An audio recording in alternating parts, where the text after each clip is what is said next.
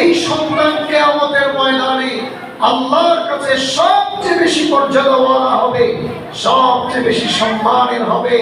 শুধু তাই নয়, বিশ্বনবী সাল্লাল্লাহু আলাইহি ওয়াসাল্লাম বলেছেন, একজন হাফেজে কোরআন তার পরিবারের এমন 10 জন ব্যক্তির জন্য আল্লাহর কাছে সুপারিশ করতে হবে পারবে, যেই 10 জনের উপরে আল্লাহ পাকের জাহান্নাম ওয়াজিব হয়েছে, সেই 10 জনের জন্য সুপারিশ করে সেই হাফেজে কোরআন সন্তান সে তার বাবা মা আত্মীয় স্বজনের মধ্য থেকে 10 জনকে জান্নাতে নিয়ে যাবে।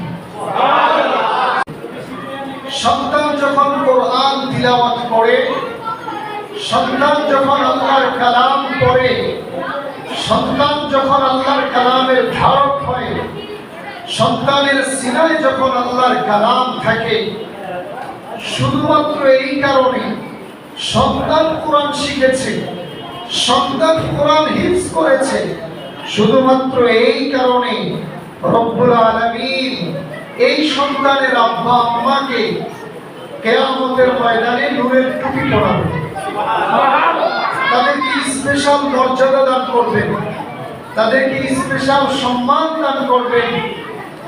এই বাবা মা কিয়ামতের ময়দানে সম্মানিত হবে। কি কারণে? কারণ তাদের সন্তান আল্লাহর কোরআনকে ধারণ করেছে, তাদের সন্তান আল্লাহর কোরআনকে পড়েছে, তাদের সন্তান আল্লাহর কোরআনকে বুকে ধারণ করেছে, তাদের সন্তান আল্লাহর কোরআনকে চোখে মুখে চুমু খায়, শুধুমাত্র আল্লাহর কোরআনকে তারা ধারণ করেছে। এই উসিলায় বাবা মাকে আল্লাহ নূরের টুপি দিবেন। তাদের শিক্ষাগত যোগ্যতা কি, তাদের পেশাগত কোয়ালিটি কি, তাদের সামাজিক অবস্থান কি, এইসব কোনো কিছুই আল্লাহ বিবেচনা করবেন না। শুধুমাত্র এই কারণে আব্বা আম্মাকে আল্লাহ পাক রব্বুল আলামিন নূরের টুপি পরাবেন, যেহেতু তাদের সন্তানরা কোরআনকে ধারণ করেছে। আওয়াজ করে বলুন সুবহানাল্লাহ। রাসূল করিম সাল্লাল্লাহু আলাইহি ওয়াসাল্লাম বলেন, একজন কোরআনের শিক্ষার্থী, একজন কোরআনের ছাত্র যখন রাস্তা দিয়ে হেঁটে যায়, আল্লাহ পাকের নূরের ফেরেশতারা সেই কোরআনের ছাত্রর পায়ের নিচে তার সম্মানে তাদের নূরের পাখা বিছায়। এটা কি ছোট সম্মান? এটা কি মামুলি বিষয়? এটা কি সাধারণ কোনো বিষয়? দুনিয়ার অতিথিকে আমরা যখন সম্মান দেই, আমরা যখন সম্বর্ধনা দেই, সুনির্দিষ্ট একটা জায়গার ভিতরে তাদের জন্য আমরা লাল গালিচা বিছাই, কিন্তু কোরআনের ছাত্র পৃথিবীর যেখানেই যায়, কোরআনের ছাত্র পৃথিবীর যেখানেই বিচরণ করে, নূরের ফেরেশতারা তাদের পায়ের নিচে তাদের নূরের পাখা বিছায়া দেয়। আওয়াজ করে বলুন সুবহানাল্লাহ।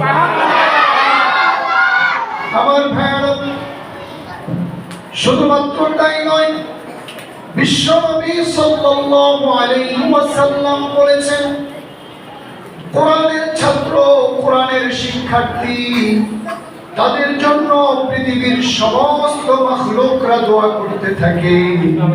শুধুমাত্র তাই নয়, সমুদ্রের মৎস্য থেকে শুরু করে গর্তের পিপীলিকাগুলো পর্যন্ত আল্লাহ পাকের কাছে তাদের জন্য ক্ষমা চাইতে থাকে।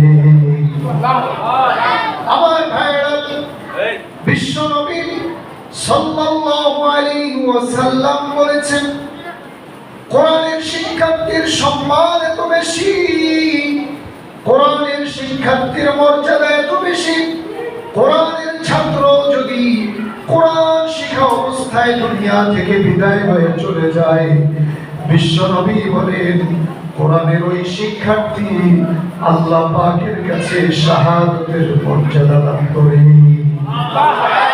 সুবহানাল্লাহ জোরে বলেন।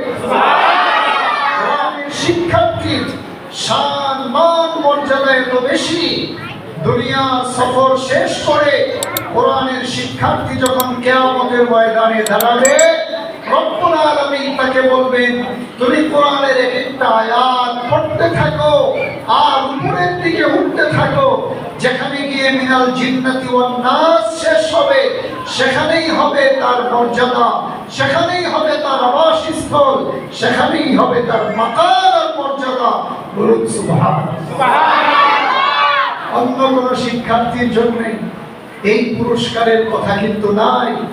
প্রিয় ভাইরা, যাদের সন্তান কোরআনের সবক নিয়েছে, যাদের সন্তান হাফেজে কোরআন হয়েছে, তারা তাদের সন্তানের জান্নাতের ক্যারিয়ারকে নিশ্চিত করেছে।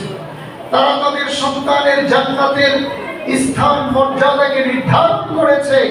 এই সন্তানকে আমাদের ময়দানে আল্লাহর কাছে সবচেয়ে বেশি মর্যাদাওয়ালা হবে, সবচেয়ে বেশি সম্মানের হবে।